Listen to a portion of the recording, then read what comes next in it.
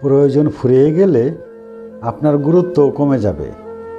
কিছু মানুষ জীবনে এসেছিল বলেই আমরা বুঝতে শিখেছি সবাই বিশ্বাসের যোগ্য নয়। হাজারো অপমানের পরও যদি কেউ আপনাকে বলে আমি তোমাকে ভালোবাসি, বিশ্বাস করুন সে কিন্তু আপনাকে সত্যি খুব ভালোবাসে। অপমান জিনিসটা পলিথিনের মতো, মাটির নিচে চাপা পড়ে যায় কিন্তু পচে যায় না। প্রচুর পরিবর্তন করতে হবে নিজেকে। আবেগে আটকে থাকলে জীবন চলবে না, বাস্তবতায় ফিরতে হবে। 12 জনের হাত স্পর্শ না করে একজনের হাতটা শক্ত করে ধরুন, ভবিষ্যৎ সুন্দর হবে।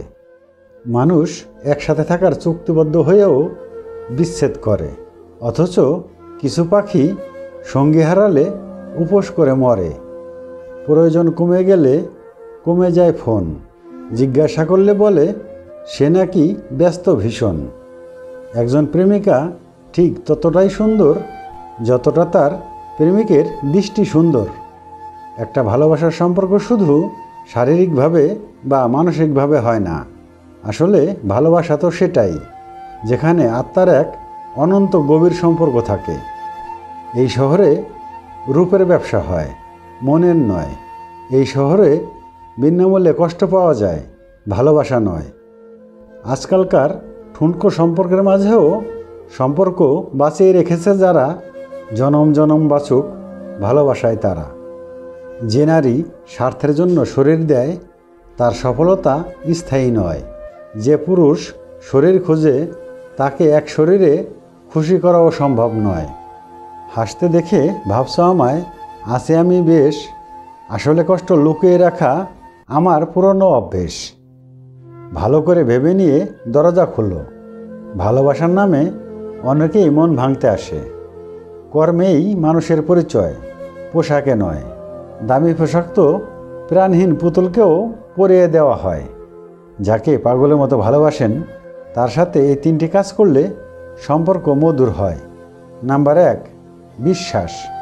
যদি সম্পর্কের মাঝে ভালোবাসা ও শ্রদ্ধা বজায় রাখতে চান তাহলে সঙ্গীকে অবিশ্বাস করবেন না, জীবনসঙ্গীকে বন্ধু করে তুলুন। নাম্বার 2, উপযুক্ত সময় কাটানো।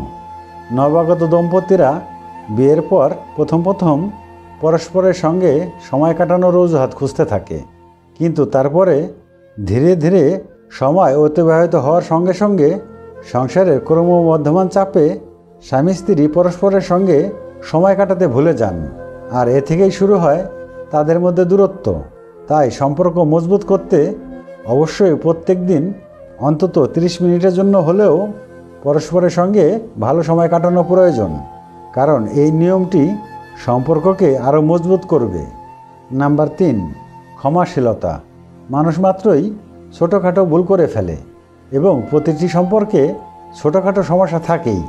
স্বামীর কথা স্ত্রীর বা স্ত্রীর কথা স্বামীর যদি কখনো খারাপ লাগে বা ভুল মনে হয় তাহলে দুজনেই এই বিষয়ে আলাদা কথা বলে নিন। অশান্তি কোনো সমস্যার সমাধান হতে পারে না, বরং মনের মধ্যে রাগ পুষে রাখলে তাদের সম্পর্কের তিক্ততা আরও বৃদ্ধি পায়।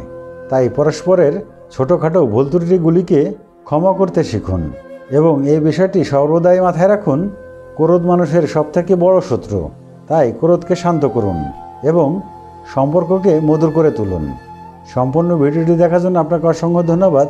চ্যানেলটি সাবস্ক্রাইব করে আমাদের পাশেই থাকবেন।